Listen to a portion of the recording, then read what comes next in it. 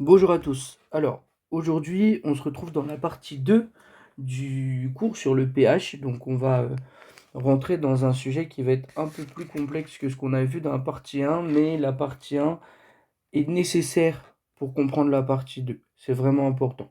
Donc, dans un premier temps, je vais vous parler des dilutions. D'accord? Il faut savoir qu'une dilution, c'est quoi? C'est l'action d'ajouter un liquide à une solution pour diminuer sa concentration. Donc, je vais vous le noter très brièvement. Donc, ajout d'une... dans notre cas, ça va être d'eau. Donc, on va simplifier. Moi, je vais vous dire d'eau. Ajout d'eau à un acide ou une base. Ou une base, donc, pour baisser la concentration. Pour baisser la concentration de la solution. Voilà. Ensuite, ce qu'il faut se dire, c'est quoi? Maintenant, je vais effacer. Normalement, vous avez aussi la définition dans votre leçon. Maintenant, en fait, ce qu'il faut se dire, c'est que l'impact de la dilution d'un acide fort ou d'un acide faible sur la valeur du pH. En fait, c'est ça qu'il faut qu'on regarde. C'est cet impact sur la valeur du pH lorsqu'on dilue une solution acide ou basique. En général, on dilue souvent un acide fort ou une base forte. Je vais vous expliquer pourquoi. Pourquoi? Parce qu'une base forte et un acide fort, ce sont des solutions qui sont en général dangereuses et dont on a besoin de diluer, qu'on dilue souvent au laboratoire, pour nous permettre de pouvoir les manipuler plus facilement et qu'on n'ait pas trop de soucis au niveau de la santé ou même au niveau de nos réactions pour pas que ce soit trop violent. Donc, il faut à peu près retenir quand vous êtes au collège qu'un acide fort, c'est compris entre 0 et on va dire 3, allez, pour le pH, pour sa valeur de pH, d'accord? Et pour une base, ce sera compris environ entre 11 et 14. Voilà, c'est ça qu'il faut que vous disiez. Là, je vous ai mis un axe. On va placer tout de suite des points un peu de référence. Donc là, on va avoir 14, là 7, et là 0. Et nous, c'est une échelle de pH. Dans notre cas, on va aller environ jusque là, disons. Et là, ici. Et donc là, vous allez avoir 11, là 3. Ici, acide fort. Ok? Acide fort. Ensuite, ici, base forte. Base forte. Voilà. En fait, maintenant, ce qu'il faut que vous disiez, c'est quoi? C'est que lorsqu'on va diluer un acide fort ou une base forte, donc, imaginons que lui, on le dilue. Donc, on passe par l'étape dilution. On va se retrouver sur une échelle de valeur qui va être approximativement là. Et même chose pour l'acide fort.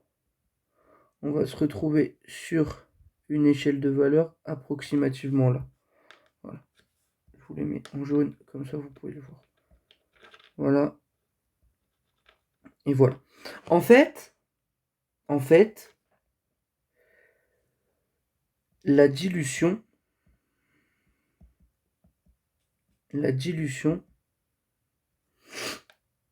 elle va faire deux choses. Donc, elle va baisser l'acidité.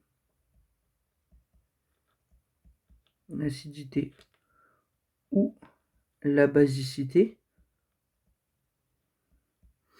Et donc, en baissant cette acidité ou cette basicité, elle va nous rapprocher de pH égale 7. Voilà. Donc déjà, l'impact de la dilution, c'est ça. C'est ça l'impact de la dilution. Voilà. Ce qu'il faut que vous reteniez, c'est acide fort, base forte, qu'on se retrouve à peu près avec des valeurs plus petites pour la base, pour la base bien sûr, et un peu plus grande pour l'acide, d'accord? Et qu'on a baissé l'acidité ou la basicité. Voilà, rapproche de pH 7.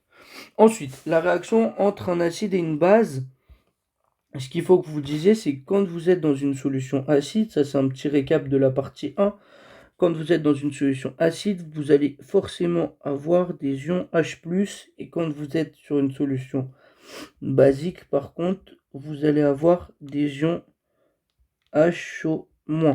Voilà. Maintenant, dans les livres et dans votre leçon, vous avez cette petite notation là. Imaginons, je marque Fer2+, Fe2+. Là, vous allez avoir un petit indice AC. Ça veut dire quoi? Ça veut dire que vous allez retrouver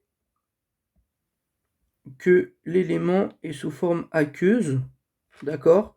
Et donc, il est entouré de molécules d'eau.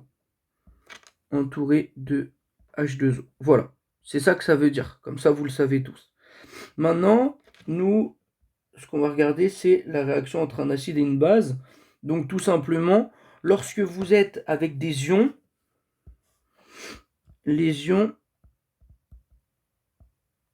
sont toujours dans un milieu aqueux.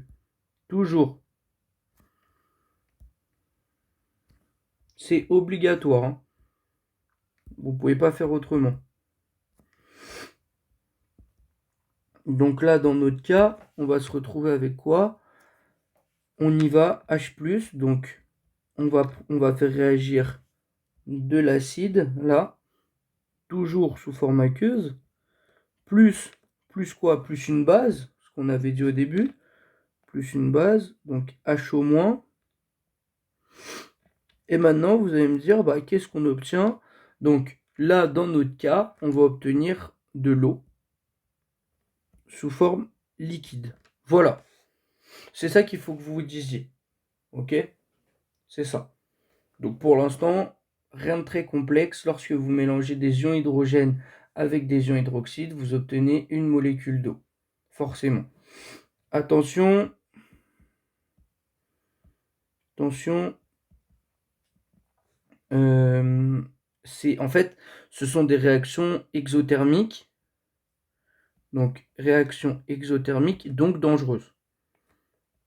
Il faut que vous reteniez quand même que c'est dangereux et que on ne le fait pas en classe pour ça. Danger. Ok, ça peut être corrosif pour la peau, pour les poumons aussi. Ça a des grandes. C'est pas top quoi. Ensuite, on continue. Lorsqu'on on va voir dans notre dernière partie les réactions entre un acide et un métaux. Là, c'est une des parties un peu plus complexes, on va dire, de tout ce chapitre sur le pH. Mais normalement, il n'y a pas de raison que vous n'y arriviez pas. En troisième, vous voyez que lorsque vous mélangez un acide, ici, avec un métaux, ici, vous allez obtenir des ions métalliques et du dihydrogène. La plupart du temps, l'acide qui est utilisé dans vos réactions au collège est l'acide chlorhydrique. On n'en utilisera pas d'autres au collège en tout cas, on ne vous en demandera pas d'autres.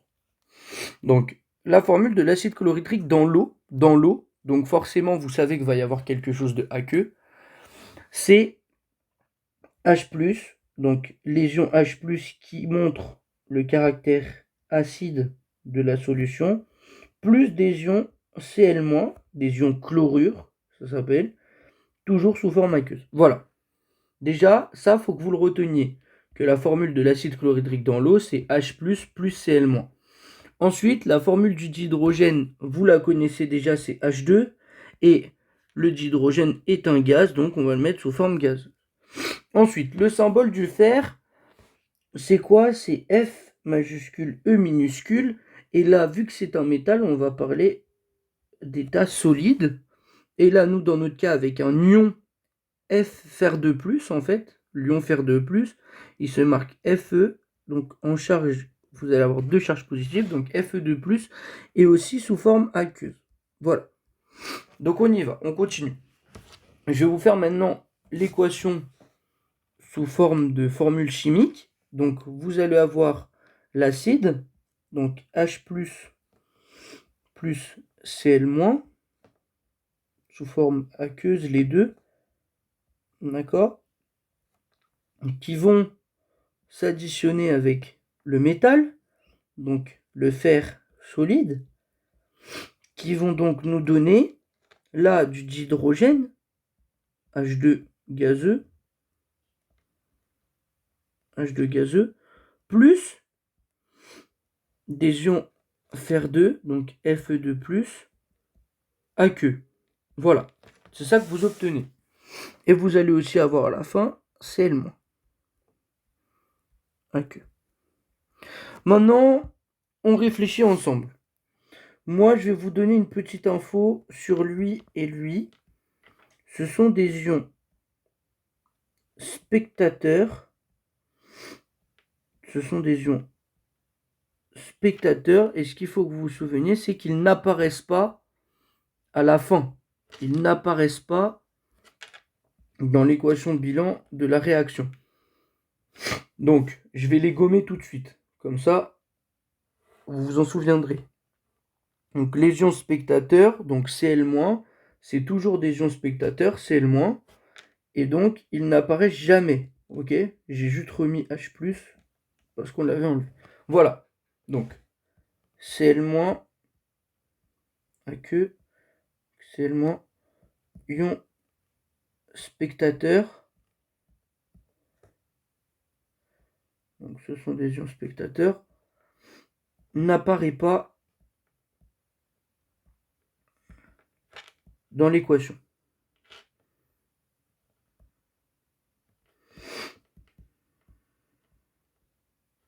Voilà, n'apparaît pas dans l'équation. Maintenant, on regarde. Il va falloir qu'on l'équilibre, malgré tout. Même si déjà on a réussi à trouver que le modèle qu'on avait dans la leçon métal plus acide d'un ion métallique plus d'hydrogène, il va quand même falloir qu'on l'équilibre tout ça. De ce côté-là, j'ai que un hydrogène, là j'en ai 2, donc je vais mettre un coefficient stoichiométrique de 2. Là, des fers, j'en ai 1, là j'en ai 1, c'est bon. Et maintenant, je m'occupe des charges.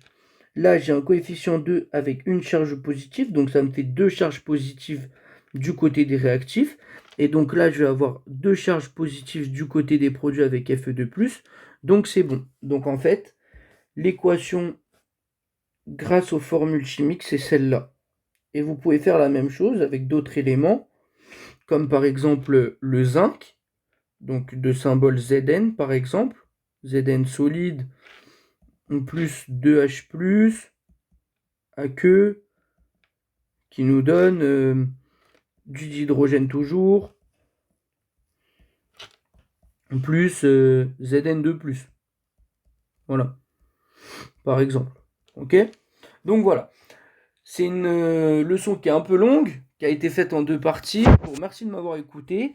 Vous pouvez poser toutes vos questions dans les commentaires.